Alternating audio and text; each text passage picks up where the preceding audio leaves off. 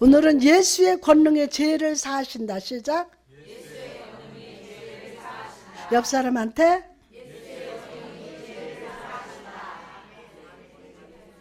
오늘 이 제목을 믿을저다.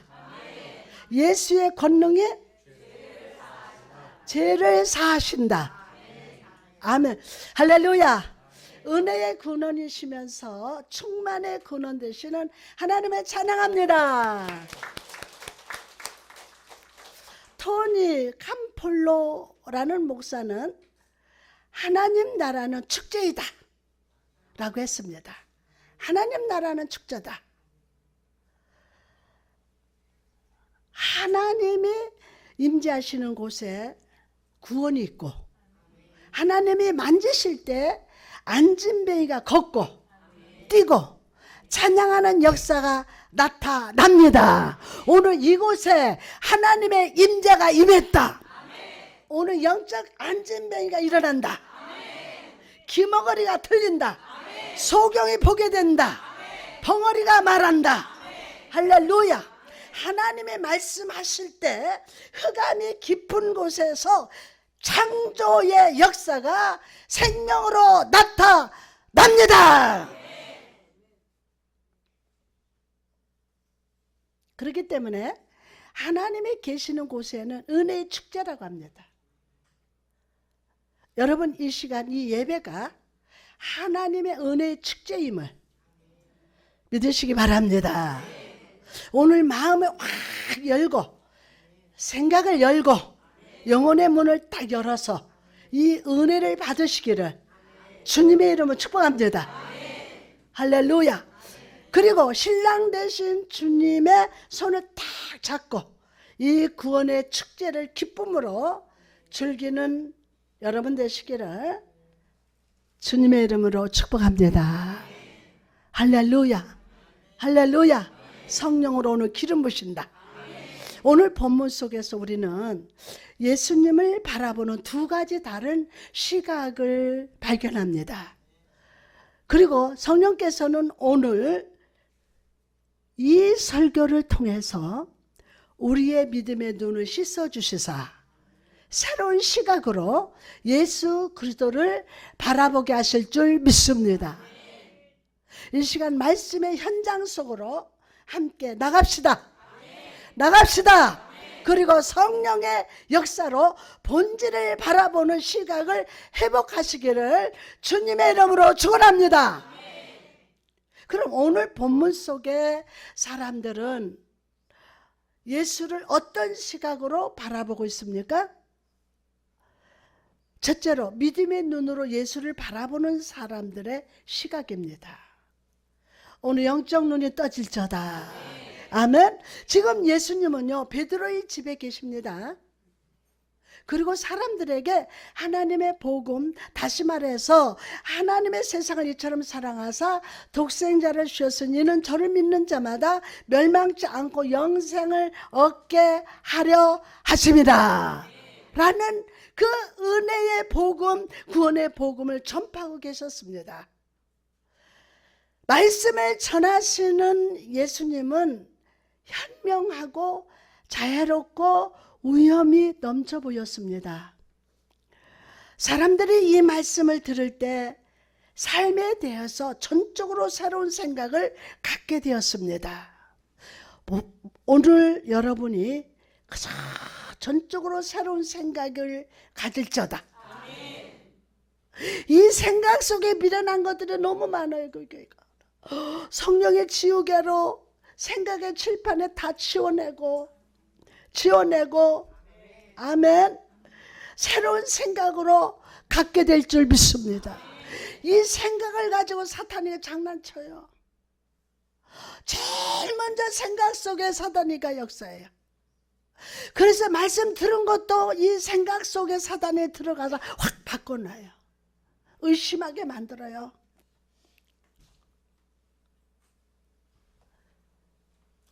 일찍이 상상도 못했을 만큼 행복했고 그분의 말씀을 그지없이 달콤했어요.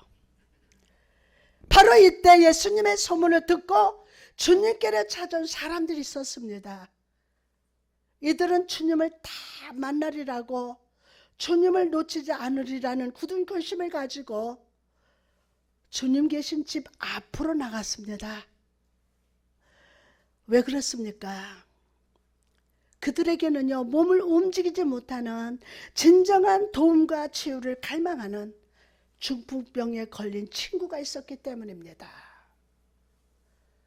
한때는 남자 중에 남자였지만 이제 그는 남자들 중에 가장 슬픈 남자가 된 사람.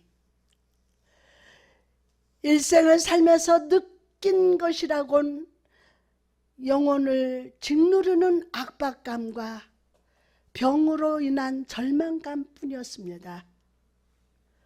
침상에 누워 친구들을 바라볼 때마다 친구들의 눈동자 속에 비춰진 자신의 모습을 늙고 연약하며 추했습니다.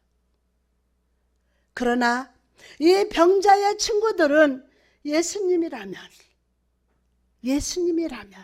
다 같이 시작. 예수님이라면 이게 중요한 거예요. 예수님이라면 치유해 주실 것이라는 믿음을 가지고 주님이 계신 곳으로 나갔습니다. 오늘 예수님이라면 치유해 주신다. 나를 변화시킨다. 여러분, 오늘날 많은 성도들이 이 중풍병자 같은 심령으로 살아가고 있습니다. 그렇게 살아가고 있어요. 분명히 문제가 있고 분명히 연약함이 있고 필요가 있음에도 그것을 예수님께 보여드리기를 주저합니다. 말로는 막 합니다. 말로는. 오늘 이 시간이 중요합니다. 분명히 문제가 있고 연약함이 있고 필요가 있음에도 그것을 예수님께 보여드리지를 주저하고 있어요.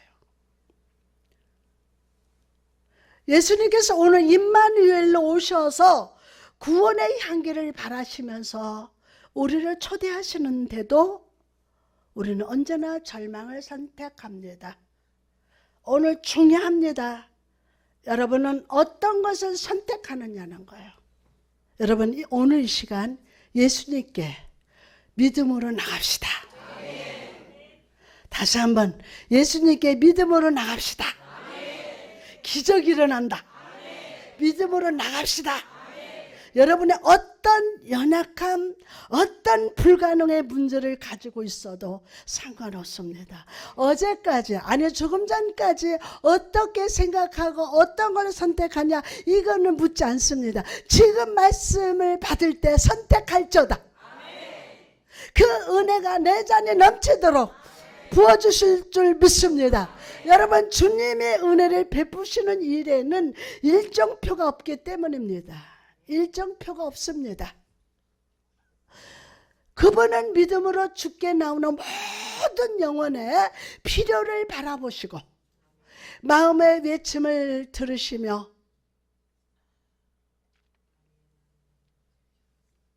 나를 만지사 온전케 만드시기를 원하고 계십니다. 여러분, 한 분 한 분을 온전케 만드시기를 원하십니다. 또 원하십니다. 할렐루야. 이들이 믿음으로 주님이 계신 곳에 나갔을 때 한 가지 문제가 생겼어요.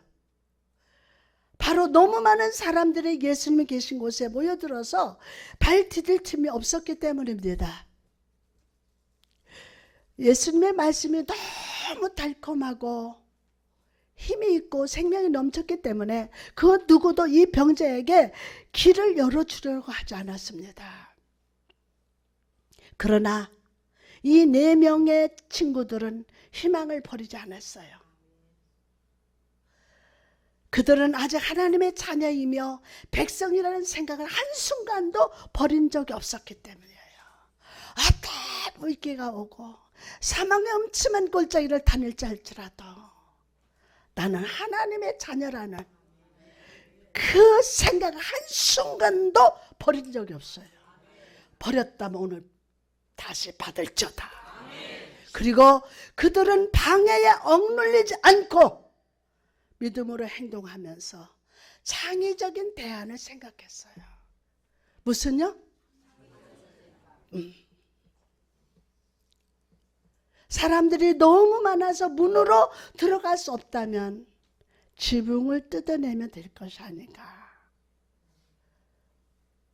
그리고 이 네 사람들은 지붕 위로 올라가서 지붕을 뜯어냈고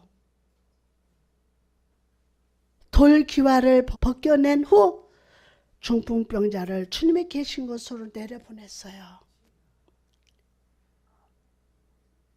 본문 4절에 보니까 무리 때문에 예수께 데려갈 수 없으므로 그 계신 곳에 지붕을 뚫어 구멍을 내고 중풍병자가 누운 상을 달아내리니. 여러분, 이처럼 믿음은 불가능을 뛰어넘는다. 믿음으로 주님께 나아가는 자에게는 주님은 현재의 능력과 지혜로 임하셔서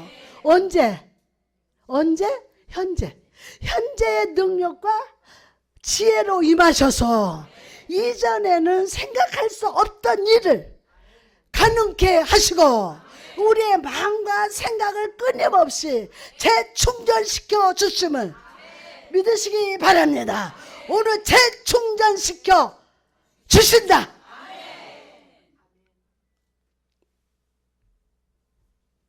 오늘 믿음이 재충전될지어다.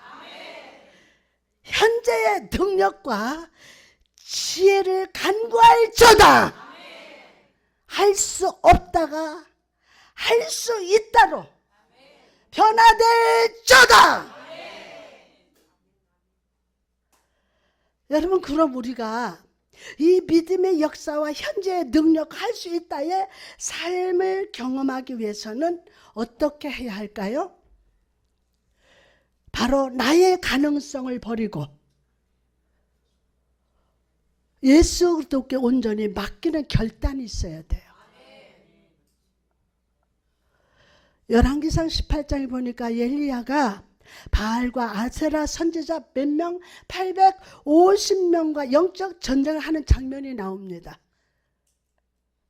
엘리야는 무너진 제단을 다시 수축합니다.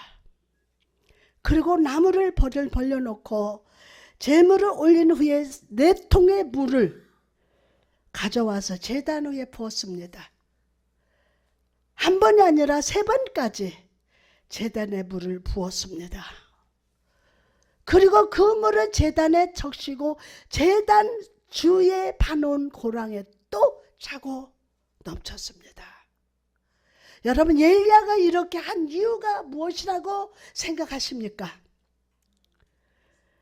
바로 인간의 가능성을 완전히 내려놓고 하나님을 철저히 의지하기를 원했기 때문이에요. 인간의 가능성을, 나의 생각, 나의 힘이라는 그 1%의 가능성도 내려놓고 하나님만 100% 신뢰하기를 원하기 때문이에요. 더 크게 아멘. 그리고 하나님께서 엘리야에게 불로 응답해 주셨어요. 불로. 여러분, 마음의 제단에 말씀의 장작을 올려놓고 오늘 말씀 받는 자에게 성령의 불을 탁 켜서 막 성령의 불이 활활 타오르는 거예요. 그러면 열왕기상 18장 38절 말씀 보니까 이에 여호와의 불이 내려서 범죄물과 나무와 돌과 또 뭐 있어요? 흙을 태우고 또 도랑에 물을 핥은지라. 여러분, 여러분의 삶에 하나님의 응답의 불, 믿음의 역사할 수 있다의 삶을 경험하기를 원하십니까? 정말 원하십니까? 그렇다면 오늘 이 시간 하나님 이외에 모든 가능성의 믿음으로 물을 부으십시오. 한 번 붓지 말고 3번까지 부으십시오. 여러분의 가능성 0%가 될 때까지 부으시기 바랍니다.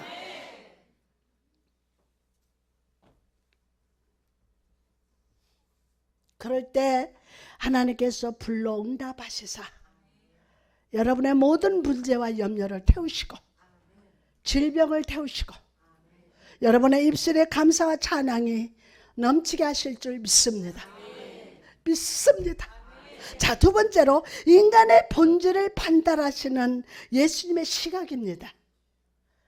예수님의 말씀에 귀 기울이던 사람들의 머리 위에 먼지가 떨어지기 시작했습니다. 지붕의 구멍이 점점 커졌습니다.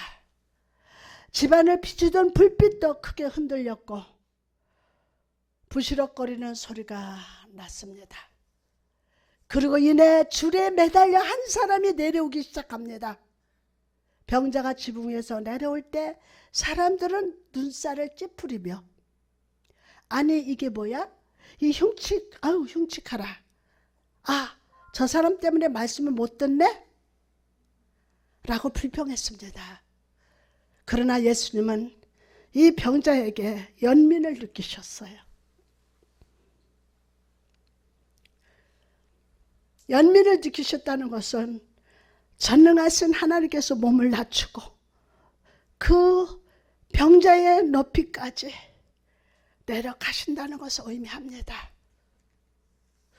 마치 어머니가 무릎을 꿇고 사랑하는 자녀의 눈을 맞추듯이 예수님은 이 병자의 인생 일기장을 한 장 한 장 펴보셨고 마음으로 우셨습니다. 그리고 이 병자의 질병의 근본이 육체적인 것에 있지 아니하고 영적인데 있음을 정확하게 판단했어요. 내가 지금 머리 아픈 게 중요한 게 아니라 지금 영적인 게 문제 있다는 거예요.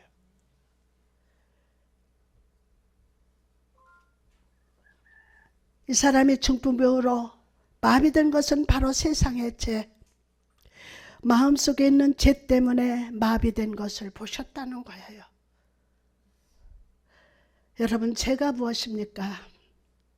죄는 길을 잃다, 표적을 놓치다, 영적 지식이 메마르다라는 뜻이라고 합니다. 여기서 우리는 죄가 무엇인지를 발견하는데 바로 하나님의 영적인 관계, 하나님과의 영적인 관계, 하나님의 아는 지식을 잃어버린 것이 바로 죄라는 거예요.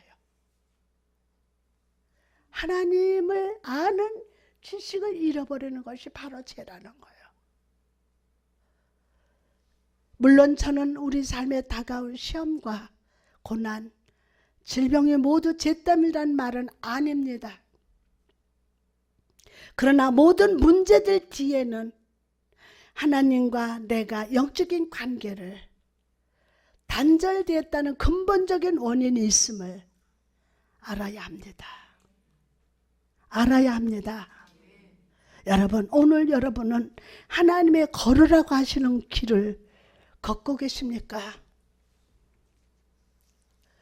하나님이 보여주시는 비전이라는 표적에 믿음의 화살을 조준하고 계십니까? 매일의 삶 속에서 하나님을 알기 위해 힘쓰고 있습니까? 여러분이 그렇게 하고 있지 않다면 그것은 죄입니다. 돌이키십시오. 돌이키십시오. 돌이키십시오. 발걸음을 돌이켜 예수님께로 돌아갑시다. 예수 그리스도께서 돌이킬 때, 예수 그리스도께 돌이킬 때 주님은 죄의 실체 가운데서 우리와 마주치십니다. 그리스도는 죄를 분별하고 파면시켜 주시고 죄에서 해방되게 새롭게 변화됨을 믿으시기 바랍니다. 이 사실을 믿을지어다. 그러면 예수님은 중풍병자의 몸을 사로잡은 죄를 보셨습니다. 중풍병자의 몸을 사로잡힌 죄를 보셨어요. 그리고 담대하게 선포하셨습니다. 5절 말씀 보니까 예수께서 그들의 믿음을 보시고, 뭐를 보시고? 믿음을 보시고 중풍병자에게 이르시되 작은 자야 내 죄 사함을 받았느니라 하시니, 주님은 중풍병이라는 얼어붙은 땅을 파내셨고 죄와 사망의 무덤에서 그를 꺼내 주셨습니다. 그리고 보혈의 손으로 그의 굳어졌던 영혼과 육체를 꼭 껴안아 주셨어요. 고향을 그리는 향수처럼 주님의 치유는 그 사람의 존재 아주 아련하게 다가가십니다. 여러분처럼 예수 그리스도는 오늘 우리의 육체의 문제뿐만이 아니라 우리 영적인 질병도 치유하십니다. 십자가의 보혈로 구원받고 하나님의 자녀가 되었다는 이 사실에 만족하는 삶이 아니라 오늘 우리 삶에 숨어서 죄와 사망과 질병과 시험을 야기한 대적을 완전히 물리쳐 주시기를 아버지가 원하십니다. 여러분 원하십니까? 정말 원하십니까? 아버지가 원하실 때 여러분은 아멘 하세요. 예수님, 오늘 우리 성도들의 삶의 현장에 오셔서 우리 삶에 숨어서 역사하는 사단과 죄와 질병의 올무를 끊으시고 심판하여 주옵소서. 우리를 의의 길로 인도하시고 여호와를 아는 데 힘쓰는 영적인 사람으로 회복시켜 주실 줄 믿습니다. 자, 마지막 이제 다 했습니다. 예수를 바라보는 세상의 시각입니다. 예수님이 중풍병자에게 제3을 선포하실 때 그 말씀을 불쾌하게 듣고 있던 사람들이 있었습니다. 바로 서기관들이었습니다. 그들은 예수님의 소문을 듣고 가버나움에 와서 예수님의 가르침을 들으면서 비난할 만한 것이 없는지를 살폈습니다. 그리고 마치 예수님께서 제3을 받았느니라 라고 선포할 때 그들은 충격을 받았습니다. 제3의 권세는 하나님만이 하실 수 있는 고유의 권한인데 나사렛 촌놈이 신성모독의 발언을 하고 있기 때문입니다. 본문 6절에서 7절에 어떤 서기관이 거기에 앉아서 마음에 생각하기를 이 사람이 어찌 이렇게 말하는가, 신성모독이로다. 오직 하나님께 한 분 외에는 누가 능히 죄를 사하겠느냐. 그들은 메시아에 대해서 기억하고 있다고, 잘 알고 있다고 생각했습니다. 그러나 그들은 눈앞에 있는 예수를 인식하지 못하고 있습니다. 여러분의 예배를 들으면서도 내 앞에 오신 예수님의, 영으로 오신 예수님을 인식하지 못하고 그냥 아멘 하지 말고 오늘 예수님 만날지어다. 주님의 선포는 모든 사람들에게 은혜로 다가왔지만 서기관들에게는 이해받지 못한 은혜로 다가갔습니다. 서기관들의 마음속에 불신의 구름 가득한 하늘에 창백한 달이 쓸쓸하게 떠 있습니다. 예수님은 이 서기관들의 생각을 아셨습니다. 그리고 말씀하셨습니다. 본문 8절에 그들의 속으로 이렇게 생각하는 줄 예수님께서 곧 중심으로 아시고 이르시되 어찌하여 이것을 마음에 생각하느냐. 여러분, 여기서 중심으로 아시고 라고 문장을 주목해 보십시오. 이 말은 있는 그들의 실제를 알고 인지하다라는 뜻이라고 합니다. 그럼 실제는 무엇입니까? 실제라는 것은 어떤 변화 속에서도 일관성을 유지하는 것이 의미합니다. 다시 말해서 예수님은 이 서기관들의 마음속에 예수님을 시기하고 무시하며 더 나가서 죽이러 가는 일관된 불신의 실제를 보셨다는 거예요. 여러분, 이처럼 예수 그리스도는 모든 사람의 생각을 아십니다. 뿐만 아니라 여러분 마음 중심에 실제를 판단하고 계심을 잊지 마시기 바랍니다. 아멘. 주님의 권세로 살아갈 때 우리 입술의 모든 절망의 말이 감사와 소망의 말로 바뀌게 됩니다. 바뀌게 됩니다. 주님의 권세로 부르짖어 기도할 때 인생의 모든 불협화음을 감사의 하모니로 바꾸게 됩니다. 성령님, 오늘 불에 혀같이 임하시사 우리 안에 불신의 실제를 태워주시고 어떤 상황과 환경에도 흔들리지 않는 예수의 권세로 살아가게 하옵소서. 살아가게 하옵소서. 살아가게 하옵소서. 할렐루야.